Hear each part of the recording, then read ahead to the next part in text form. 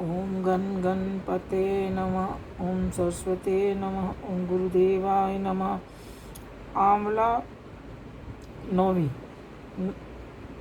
की कथा।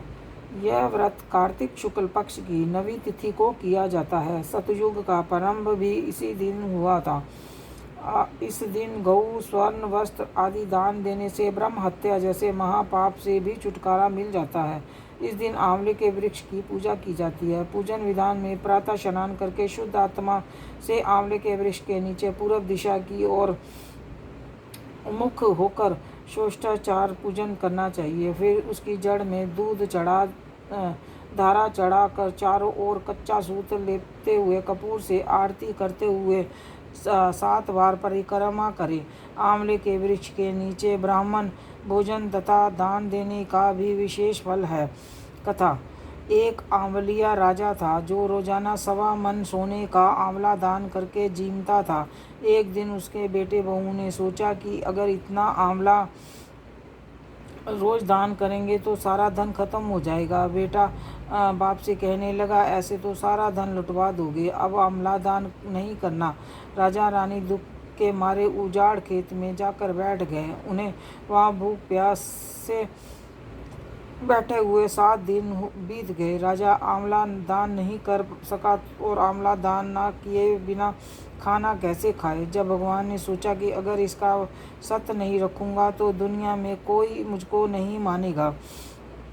भगवान ने राजा के सपने में कहा, तू उठ और देख, तेरे पहले से जैसा ही राजपाट हो रहा है। आंवले का पेड़ उग रहा है। उठकर आंवला दान करो और जीमो। राजा रानी ने उठकर देखा तो पहले जैसा ही राजपाट और सोने का आंवला हो रहा है। वे लोग रोजाना पहले की तरह 1.25 मन सोने का आंवला दान करने लगे। उधर बेटे बहू ने अन्नदाता से बैर पड़ गया। आसपास के लोग कहने लगे, जंगल में एक आंवलिया राजा रहते हैं, उसके पास चले जाओ, वह तुम्हारा दुख दूर करे देंगे। वे लोग वहाँ पहुँचे तो राजा रानी ऊपर से देख लिया। अपने आदमी से कहा कि इसको काम पर रख लो, इसने काम तो कम कराओ और मजदूरी ज़्यादा देना।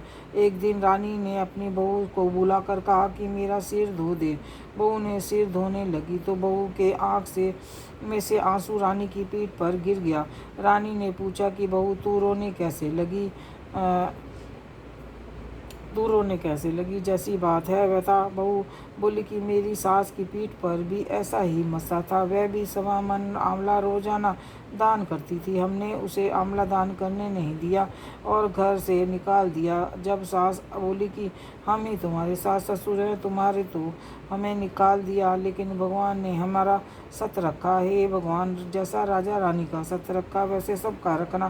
कहते सुनते ओंकारा बोलना, अपने सारे परिवार का रखना। जय श्री कृष्ण गोविंद हरे मुरारी, हे नाथ नारायण वासुदेव। जय श्री कृष्ण। जय विष्णु भगवान की जय।